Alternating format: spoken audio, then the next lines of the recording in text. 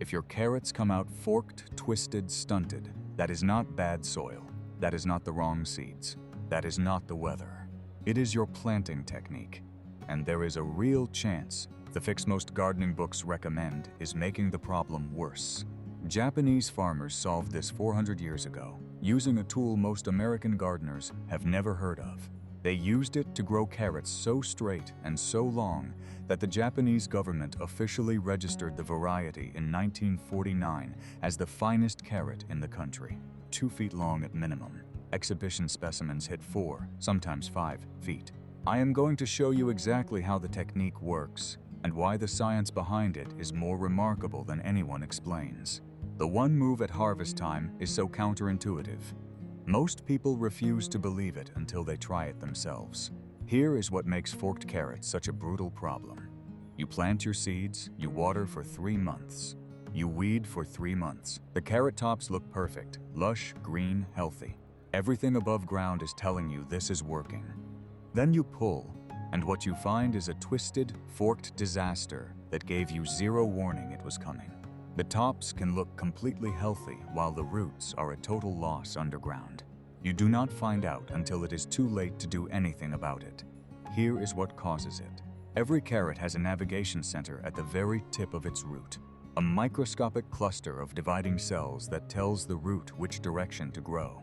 Hit one pebble, one small rock, one piece of hard clay, and that navigation center breaks permanently. The root panics. It splits in every direction trying to find a path through, and you get the disaster in the bucket. Now here is the mistake most American gardeners make. Read carrots need loose, sandy soil, and the obvious fix is to add sand to the clay bed. It is in every gardening book I own. It sounds completely logical. Here is what actually happens. Fine sand particles fill the microscopic spaces between clay particles. Add water, add sun, let it bake. You do not get loose garden soil. You get something that behaves closer to concrete. The carrots fork worse than before, and now you have damaged the bed in the process. The Japsi solution does not touch the rest of your soil at all. It works entirely around the problem, and that is the concept everything is built on. To understand where this technique comes from, you have to understand the carrot it was built to grow. The Manpukuji carrot, named after a Buddhist temple just outside Yokohama. That government registration in 1949 I mentioned.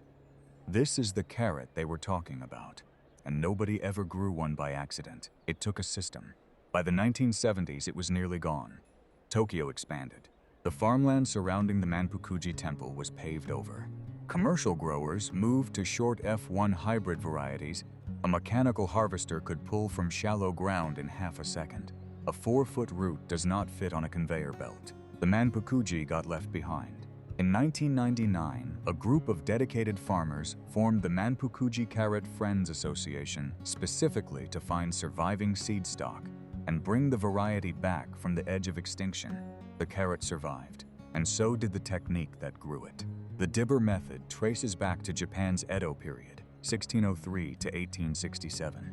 Here is the thing about Japan. 70% of it is mountains. Only about 12% of the country can even be farmed. These growers had been squeezing every ounce of food out of tiny plots for centuries. They could not afford a single forked carrot, so they stopped trying to fix the whole field. They fixed one thing, the exact column of soil each carrot grows down through. That is the whole idea, and it works just as well in a raised bed in Ohio as it did outside Tokyo 300 years ago. Here is the technique itself. A dibber is a pointed tool, traditionally hardwood, ash or cherry, with depth markers carved along the shaft. You drive it straight down into the soil. It displaces the earth outward, compacts the walls, and leaves a clean, narrow shaft behind. For standard garden carrots, drive it 6 to 8 inches deep. For longer varieties, use a heavy iron crowbar. Drive it 12 to 36 inches, then rotate it to widen the top of the hole. Then you backfill with a specific mix. Fully decomposed compost, sieved through fine wire mesh to remove every pebble and every hard lump. Combined with sharp, coarse sand, not fine play sand. Fine play sand packs tight. Sharp sand stays open and drains. What you have built is a container within a container. The native soil around it stays completely untouched. The dibber hole is a controlled corridor. 0 stones, 0 clay, 0 resistance. Precisely where the root will travel. And the sieving is non-negotiable. 1 pebble through the mesh, into that hole, hits the root tip, and the carrot forks anyway. Everything you built fails in that one moment. Sieve the compost, every time. Now here is the part that stopped me when I first read it properly, because I assumed the technique worked purely by removing obstacles. No rocks, root grows straight. I thought that was the whole story. It is not. Carrots are hydrotropic. They chase moisture. The root tip is genetically programmed to grow toward water, and water drains faster through light, sandy compost than through dense surrounding clay. The Dibber core does not just remove obstacles. It creates a moisture gradient that summons the root downward at an accelerated rate. The root is not just permitted to grow straight. It is following the water deeper into the earth. Edo period Japanese farmers engineered a pull on the carrot root, using nothing but compost and sand. 400 years before anyone had the scientific vocabulary to explain why it worked. They did not have the textbook explanation. They did not need it. They watched what worked, kept doing it, and the science caught up centuries later. Drop a carrot emoji in the comments right now if you have been fighting forked carrots for years without knowing what was actually causing it. I read everyone. Planting into a Dibber hole takes more care than sowing a row. 2 to 3 seeds per hole, placed at the exact center, covered with a 1/4 inch of fine vermiculite. Water with a gentle mist, never a hard stream. A hard pour washes seeds off center. A seed that germinates against the compacted wall, instead of the center, will hit that wall and fork. Once seedlings show their first true leaves, thin to 1 plant per hole. Here is the detail most people miss. Cut the weakest seedlings at soil level with scissors. Do not pull them. Pulling a seedling from a Dibber hole disturbs the roots of the one you are keeping. Scissors. Every time. 4 months later, you are ready to harvest. And this is the part you will not find in a single mainstream gardening guide. I only came across it digging through how the giant vegetable competition growers do it. If the technique worked, your carrot grew to fill the entire core.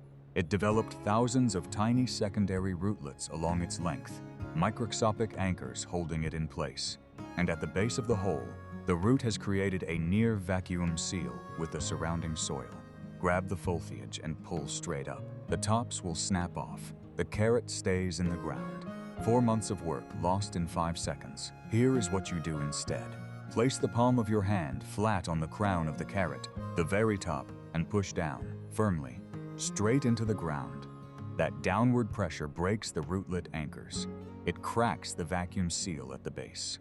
Then you twist gently, and the carrot lifts free. You get the carrot out by pushing it down first. It runs against every instinct you have, but it is the same physics as breaking the seal on a suction cup. You cannot pull it free until the vacuum is gone. Push first, then pull. Why do American gardeners not know this? Because the people who needed it most got pushed out. When the Manpukuji nearly died, this technique should have died with it. It did not. It survived in competitive growing circles and heritage seed groups, kept alive by people who still cared more about what a carrot could be than what a harvester could handle.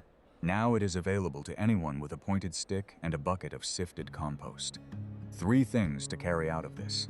1. Forking is an engineering problem, not a soil problem. Fix the corridor before the seed goes in. 2. Adding sand to clay does not loosen it. The Japanese solution does not touch the rest of your soil. It works entirely around the problem. 3. The push-pull harvest is not optional. You are breaking a vacuum seal. Push down before you pull up. The next video is already filming. The Japanese garlic method from Aomori Prefecture, the region that grows some of the largest garlic bulbs in the world, by planting 8 inches deep instead of the standard 2 inches. If you have ever been disappointed by homegrown garlic, you want to see what that depth difference does to bulb size. If this changed how you are thinking about your carrot bed, do me one favor and tap that like button. It is the fastest way to tell me to keep making videos like this one. Subscribe to Brother Charles Tips and turn on notification so the garlic video lands in your feed the day it goes up. And drop that carrot emoji in the comments. Tell me where you are growing and how long you have been fighting this problem. Make your first core this season, and I promise you will never plant carrots the old way again.